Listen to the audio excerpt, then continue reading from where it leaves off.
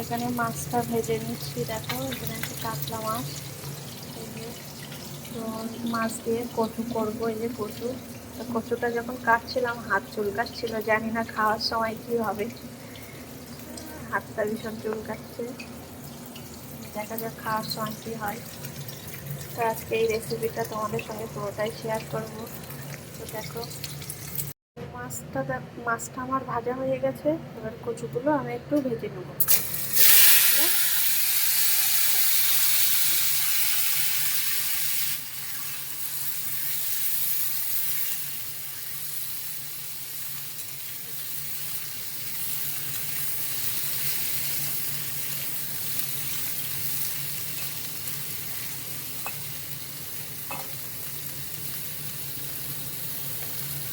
কচুগুলো আমি একটু তেলের উপরে দিয়ে নেড়ে চেড়ে নিচ্ছি। তো দেখো কচুগুলো আমি ভেজে নিয়েছি লবণ আর হলুদ দিয়ে। তো মনে হচ্ছে আলু, মনেই হচ্ছে না কচু। তো আমি এবারে তুলে নেব। আর এদিকে দেখো ফোড়নে দিয়েছি শুকনো লঙ্কা আর কালো জিরে। এটা একটু ভালো করে নেড়ে নেব। নেড়ে নিয়ে তারপরে দেখো পেঁয়াজ আর টমেটো দিয়েছি, এগুলো একটু লাল লাল করে ভেজে নেব।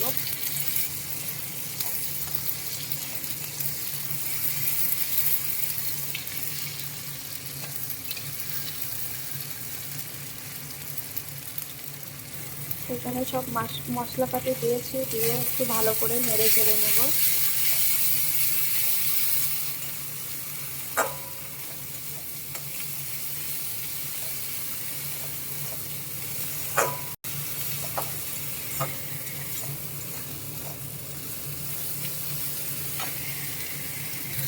এরকম মশলাগুলো ভালো করে নেড়ে চেড়ে নিয়ে আমি এর মধ্যে কচুটা দিয়ে দিয়েছি, দিয়ে একটু ভালো করে নেড়ে চেড়ে নেব।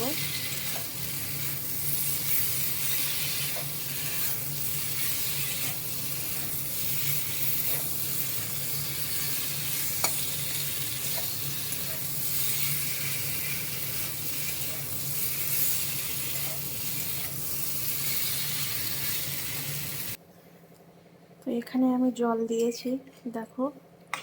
তো কচুটা যখন সেদ্ধ হয়ে যাবে তখন মাছগুলো আমি দিয়ে দেব। তো কচুটা সেদ্ধ হয়ে গেছে, মাছ দিয়ে দিচ্ছি।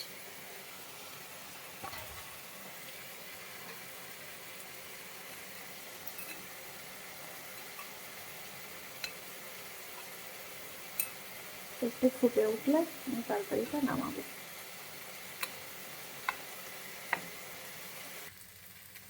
তরকারিটা আমার হয়ে গেছে দেখো। আর এইদিকে হচ্ছে বরবটি ভাজা। তো আজকে ছিল এই দুপুরের রান্না। তো আমার এই রান্নার ভিডিওটা তোমাদের কেমন লেগেছে অবশ্যই কমেন্টে জানিও। টাটা।